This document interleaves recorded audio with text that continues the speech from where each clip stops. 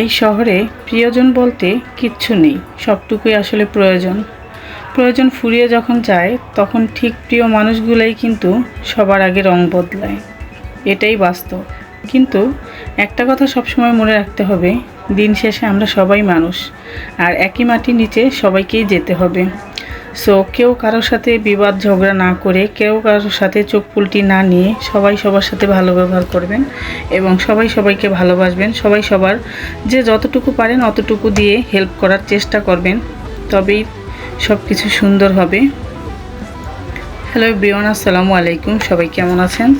আশা করি সবাই খুব ভালো আছেন। তো যাই হোক, আজকে আমি নতুন একটি ভিডিও নিয়ে আসলাম। এটা হচ্ছে শখের বসে আমি কিছু কাজ করি, এটা আমার হাতের কাজ। আর এই পুরো টপটি কিন্তু আমি নিজেই তৈরি করেছি কাগজের ক্লে দিয়ে। তো টপটা করার পরে আমি বাজার থেকে কৌটা রং এনে পুরো টপটাতে প্রথমে আমি এক কালার রং করেছি, হলুদ কালার। তার উপরে আমি ছোট ছোট করে ফুল করতে চাচ্ছিলাম, কিন্তু ভাবলাম যেহেতু টপটা বড়, সেহেতু আমি বড় বড় করেই ফুলগুলো আর্ট করব। তো নিজের মনে যেমন ইচ্ছা তেমন করেই আঁকি। আর আমি যদিও ওরকম প্রফেশনাল কোনো আর্ট করতে পারি না, তো নিজে যেমন পারি আর নিজের মাথায় যা আসে তাই আঁকি ঝুঁকি করি। তো এই যে দেখেন, আমি খুব সুন্দর করে ফুলের টপটা ফুলগুলা প্রথমে আর্ট করতেছি, কারণ ফুলগুলো আঁকার পরে আমি মেজারমেন্ট করব যে ডালাগুলা কীরকমভাবে দিব বা কীভাবে দিব। তো যাই হোক, এই যে আমি ডালাগুলা দিয়ে ফেলতেছি।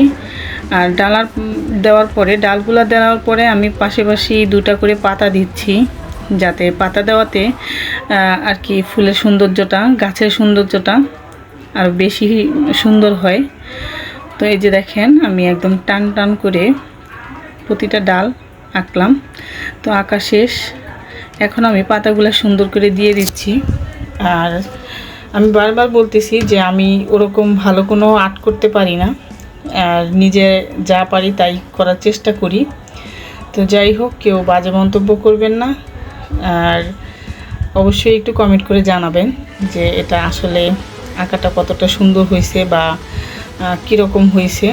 আমি যদি উৎসাহ পাই তাহলে এরকম ভিডিও আরও দিব, আপনাদের সাথে শেয়ার করব। তো সবশেষে আমি ভিতরে একটু সাদা রং দিয়ে দিচ্ছি। আর সবাই আসলে আমাকে ভালোবাসা দিয়ে আমার পেজের পাশে থাকেন, এটার জন্য সবাইকে অনেক ধন্যবাদ।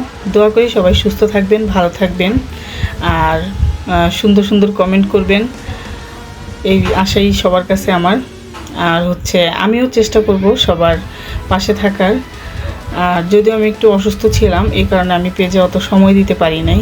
ইনশাল্লাহ এখন আমি সুস্থ, আলহামদুলিল্লাহ। তো ফাইনালি আমার টপটা কিন্তু আঁকা শেষ হয়ে গেল আপনাদের সাথে গল্প করতে করতে। এই যে দেখেন টপটার